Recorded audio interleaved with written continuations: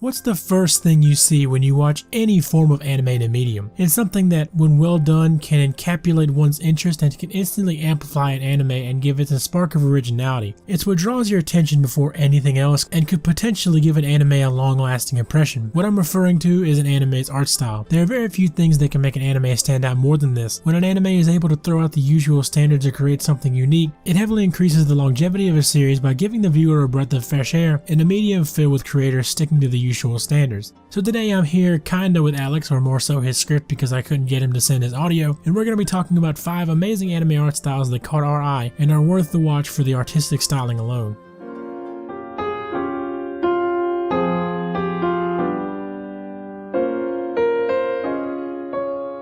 Gankutsuou is a beautiful story with beautiful writing, but the first thing that'll strike you is the artwork. The colors are vibrant, the textures are lavish, and the designs on clothing and other such objects remain static despite the objects themselves moving. Aside from looking insanely cool and psychedelic, there's a lot this art style brings to the show. Gankutsuou is set in an aristocratic, cyberpunk world, so the gaudiness of the clothing and character designs complements the luxury of the nobles' lifestyles perfectly. The masking used to prevent texture movements creates the sense of unease within the viewer, a sense that something is off, and given the Count's looming presence and the fact that the show is a thriller, this is just the atmosphere to go for. Throw in some great camera and color work and Gankutsuou becomes as much of a feast for the eyes as it is for the mind.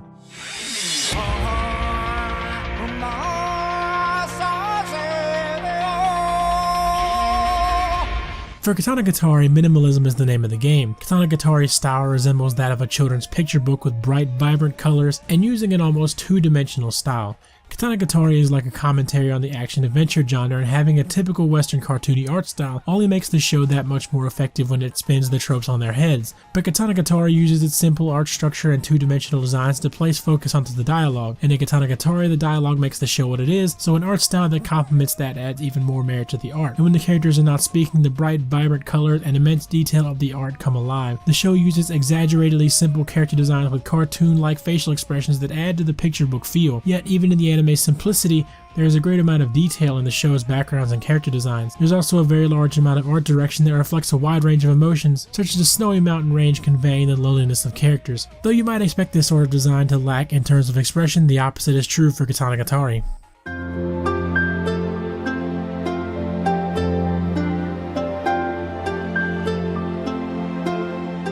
House of Five Leaves is a really fantastic show, in large part to the fantastic directing and artwork. The first thing you'll notice is the unique character designs. Not only are they extremely interesting to look at for their sheer uniqueness alone, but they give off a sort of uncanny valley effect. The characters themselves always have something brewing under the surface, some underlying trouble eating away at them. That slight sense of unease with their design conveys that feeling perfectly. The color palette fits the tone of the show perfectly, using a lot of washed out earthy tones to convey a slow burning sense of melancholy on top of the Edo time period in which the show is set. With such brilliant and visual ideas combined with Manglobe's impeccable level of polish, it's a real shame the show didn't captivate many viewers.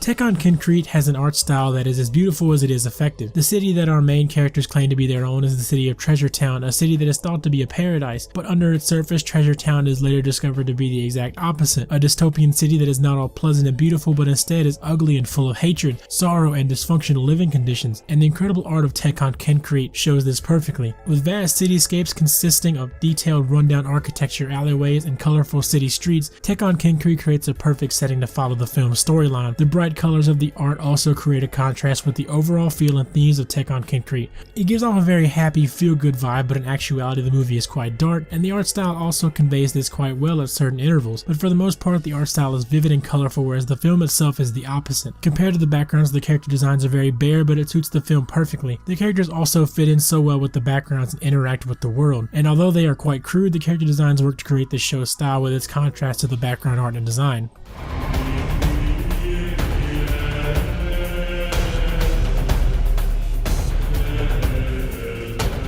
One look at Ergo Proxy and you'll know exactly what the show is going for. Its sterile whites speak volumes about the artificial safety provided by the domes. Pair its dark grays with its realistic character designs, and it's not hard to feel a sense of grit. Outside the walls, there's nothing but foggy brown, depressing and grim. Every part of Ergo Proxy's visual style hammers home its dark thematic substance and hard cyberpunk setting. You really feel like you're in a dystopia, and all this is understood without any need for any dialogue. Ergo Proxy looks amazing.